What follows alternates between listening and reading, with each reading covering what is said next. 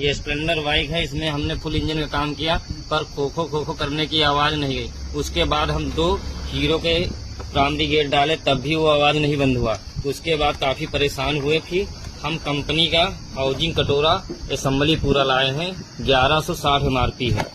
इसको हम डालेंगे। इसमें जो पुराने में ये था, ये जो गेयर है, ये सिस्टम जो दांते हैं ये कट चुके हैं। इसमें नया प्राइमरी गेट डाले तब भी नहीं काम किया। अब इसमें हम कंपनी का डालेंगे पूरा असेंबली, तो ये आवाज बंद हो जाएगी। ओके।